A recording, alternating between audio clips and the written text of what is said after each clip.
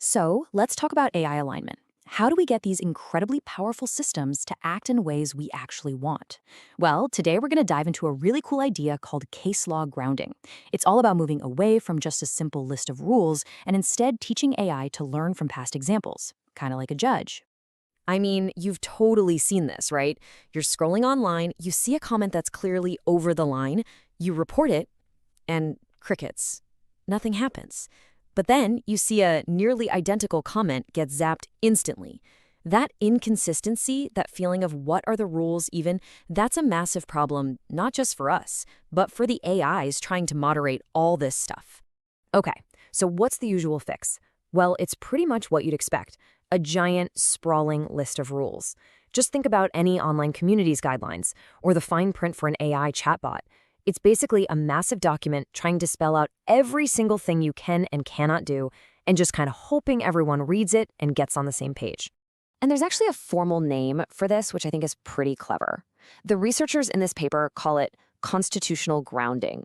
It's a perfect analogy, right? It's like having a constitution, a set of high-level foundational principles that are supposed to guide every decision. And honestly, this is the foundation for almost every AI safety and content moderation system out there right now. But, and this is a big but, there's a huge catch. Rules are made of words, and words can be, well, fuzzy. What one person considers harassment, another might see as just a heated debate. What's low-effort content? It totally depends on who you ask. And if humans can't agree, how can we expect an AI to get it right every single time? This ambiguity, this wiggle room in the language, that's the root cause of all the inconsistency. So, if writing a perfect constitution of rules is basically impossible, what's the alternative? Well, the researchers here looked to a place that's been dealing with this problem for centuries, the courtroom. They thought, what if we stop focusing on the abstract rulebook and start looking at case law? Making decisions based on how similar situations have been handled before. And that right there is the fundamental shift. Constitutional grounding is all about trying to fit a messy situation into a neat, abstract box. But case law grounding, that's totally different. It's concrete. The question isn't which rule did this break? The question becomes, hey, have we seen something like this before, and what did we do about it then? It's so much more practical. This visual really lays it all out perfectly. Look at the top path. That's the old way. You have a new problem, you look at your big book of rules, and you try to make a call. It's a bit of a guessing game. But now look at the bottom path. That's case law grounding. A new case comes in, and the first thing you do is search for similar past situations. Find the ones that are a good match, the precedents, and let those guide your final judgment. So let's just quickly break down that process. It's basically a three-step recipe. Step 1, retrieve. You find a bunch of old cases that kind of look like the new one. Step 2, select.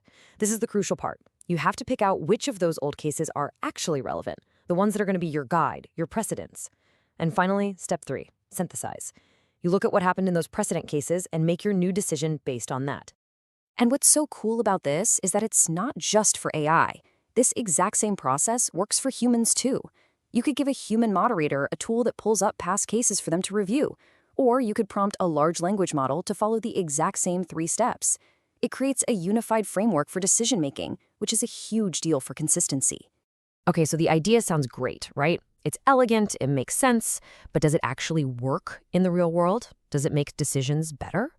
To find out, the researchers set up a classic head-to-head test, the old rule-based way versus their new case-based way.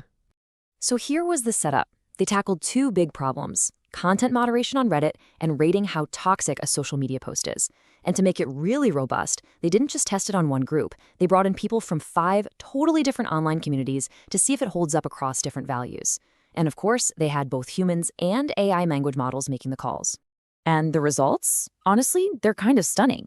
Get this. When humans were just given the rules, their decisions matched what their community wanted only about 65% of the time. But when they used the case law method, that number shot up to 83%.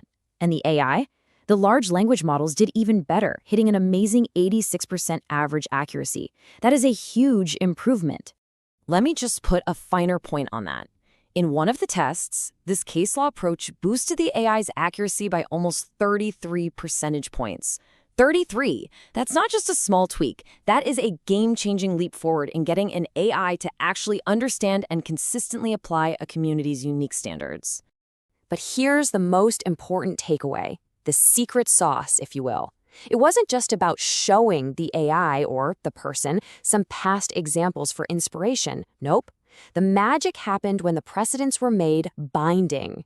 That means the final decision had to be based on the outcomes of those chosen cases. It wasn't optional. That constraint, that forcing function, is what locks in the consistency. And look, this is about so much more than just cleaning up online forums. For years, the biggest challenge in AI safety, the alignment problem, has been this.